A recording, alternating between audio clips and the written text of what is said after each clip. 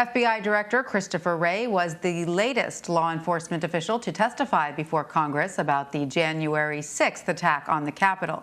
His appearance before the Senate Judiciary Committee marks the first formal statement the FBI has issued on the Capitol attack. Wray was confronted with several questions about sharing intelligence and the department's ability to monitor domestic terrorism threats. He testified the FBI was quick to share its report with local law enforcement leading up to the attack.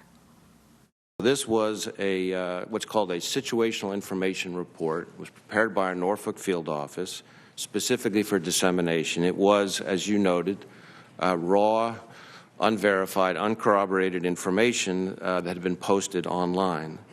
And my understanding was that that information was quickly, as in within an hour, disseminated and communicated with our partners, including the U.S. Capitol Police, including Metro PD, in not one, not two, but three different ways. And joining me now for more is CBS News senior investigative correspondent Catherine Herridge. Hi, Catherine. Welcome. What new information that you consider particularly significant are we learning about the intelligence leading up to the attack and how it was shared before the riots? Well, Tanya, we heard just some of it there from the FBI Director Christopher Wray. Just to kind of back up for folks at home, there's something called the Fbi Norfolk Memo, and it was written on the evening of January 5th, so the day before the Capitol riots, and it came from a single stream of intelligence that was posted online that said individuals would be heading to the Capitol and, quote, ready for war. What Director Wray testified to today is that it was widely shared, in his opinion, that it went out via email to something called the Joint Terrorism Task Force. This is like a fusion center involving local, state, and federal authorities, including, in this case, the D.C. police, as well as the Capitol Police. He also said it was verbally briefed to one of the command posts that had been set up to deal with the demonstrations, anticipated demonstrations on the 6th. And then he also said that it went out to something called a law enforcement portal. That's sort of an online site that nationally law enforcement can go to check for the latest information. At the end of the day, the FBI pushed out this information, which at that time they felt was unverified and raw intelligence, but significant enough that it ought to be shared. But what did not happen, which is what senators raised this morning, is that no one really picked up the phone and say, hey, you know what? This could be very important. This may change your security posture on the day. So that's how it all played out from the FBI's point of view. Right. It's so interesting. You can say that all of these memos were emailed and phone calls were made, but until you actually can identify the person saying, hey, guys, this is a really big deal, exactly. It becomes still a question, right? And lawmakers had, I think, a very pertinent questions when they asked why they personally were not given any sort of memo or heads up, considering that they were the targets of many of these extremists.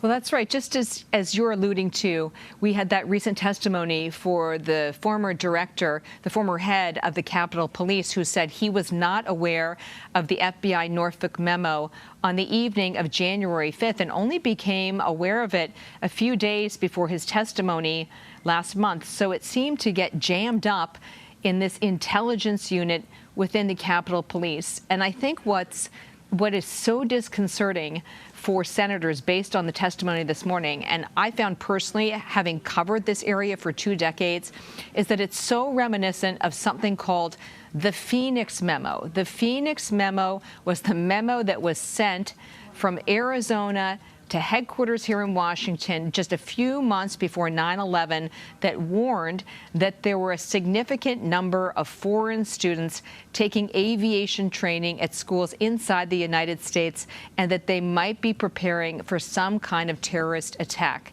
And the question in that case, again, was how come that didn't kind of kick right up the chain and get the attention of the people who really mattered? These are sort of a little bit of apples and oranges, but it really has echoes of that pre-9/11 phase where the information, for whatever reason, got stovepiped and didn't get to the decision makers who needed it. It's almost as if, the information is gathered, it's disseminated, and it's shared, but there isn't an individual at the end who can properly interpret it and lay significance on it. Is that correct?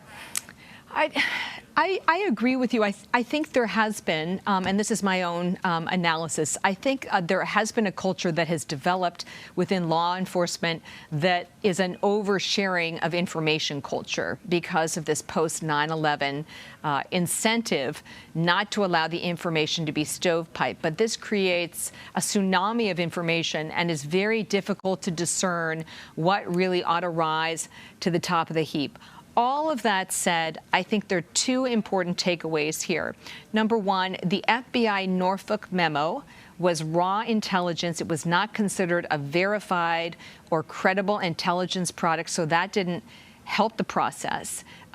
It was shared widely, but no one seemed to kind of pick up that phone. And I guess there's really a third element, is that when you look at the bigger picture of how Director Wray has testified that domestic extremism is one of his top-tier priorities, the question remains, how was it that they missed so many other signals leading up to the riots? Remember, one of the central conspiracies involving a group called the Oath Keepers is they allegedly began planning for some kind of event here in Washington in January, in November.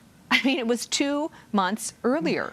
So if it is a top-tier priority for the FBI, and I say this not in a disrespectful way, but if it is a top-tier priority, how come so many signals were missed on the way to January 6th? And I think part of the challenge for the FBI is that unlike al-Qaeda terrorism or ISIS homegrown terrorism, this really crosses into the discussion about ideas and freedom of speech. And for that reason, there are restrictions on what the Bureau can do. Yeah, and FBI Director Wray did talk about the difficulty of being able to sort through all the chatter online from, as he put it, some guy in his grandmother's attic on one end of the country and his mother's basement on the other, and they're just talking to each other and working each other up, Yeah, that was a good one. And so how to sort of sort through all of that and find the actual threats. And I'm glad you brought up the Oath Keepers, because Director Wray explained for the first time who exactly participated in the attack. Can you walk us through the different groups of people who were involved and why it's important to understand the impact of each group?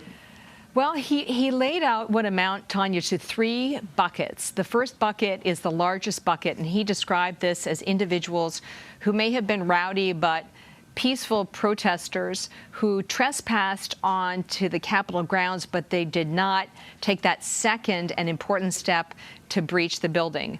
The second group was the latter. They took that extraordinary step of pushing into the building, but it was almost an in-the-moment decision to do that. They didn't think about it in advance. They didn't coordinate with people. They didn't plan. They kind of got swept up, as Director Wray described it. And then the last group, which is the most important group. It is the smallest group, but it was the most impactful, involved these alleged conspiracies, the Proud Boys and also the Oath Keepers, who, based on the court indictments in some cases, were planning a couple of months in advance for some kind of violent act in January that would have the effect of blocking or thwarting the certification of the Electoral College. So think about it like a pyramid. You have a broad base of people who went onto the Capitol grounds, but they did not go into the building. Another group that kind of got swept up in that moment. And then the third group is the one that really inflicted the most damage, even though they were the smallest of all of the 3. Right. So much interesting information. So much information. That's Captain, right. I know. We've got a lot to go through, and so I'm sure much to you do as well. Exactly. Thank you so much. You're welcome.